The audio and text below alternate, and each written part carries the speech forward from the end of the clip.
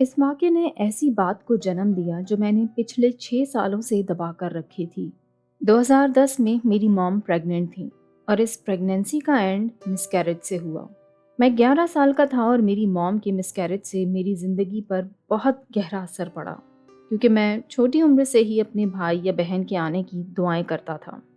इस इतने सालों बाद जब मॉम एक्सपेक्टेड हुई तो वो भी मिसकैरेज हो गया। लेकिन खैर, अब तो मेरे और भी छोटे भाई बहन हैं, लेकिन ये उस वक्त की बात थी। मैं वाकई बड़ा डिप्रेस चल रहा था। जाहिर है मेरी मॉम भी थी, और इस सब से ध्यान हटाने के लिए मेरी दादी ने मुझे एक बच्चे को नोट लिखवाया।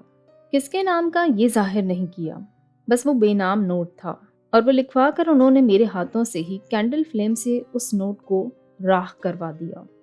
जब उस नोट को राख होता देखा मैंने, तो मुझे अजीब सा एक इत्मीनान हुआ। मैं जो इतना डिप्रेस चल रहा था, ये होता देख अब काफ़ी रिलैक्स फील कर रहा था।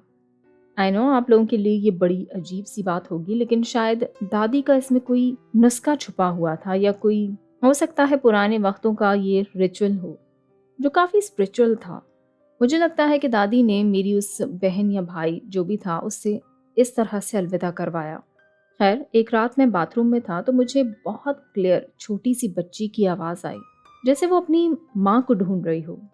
उसने अच्छी खासी क्लियर आवाज़ में मॉम आवाज़ लगाई।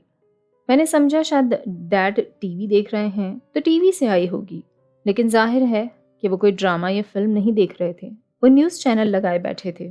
हम उस वक्त एक अपार्टमेंट में रहते थे और तब आसपास पड़ोसी में भी कोई बच्चा नहीं था, और दीवार भी इतनी पतली नहीं थी। मैंने इस बात को कई दिनों तक सोचा, और मुझे बस यही समझ आया कि शायद वो मेरी छोटी बहन ही थी जिसने मुझसे या मॉम से अलविदा किया। मुझे इस बात का यकीन होने लग गया कि ये कोई ऐसा रिचुअल है जो मरने वालों को अलविदा करता है।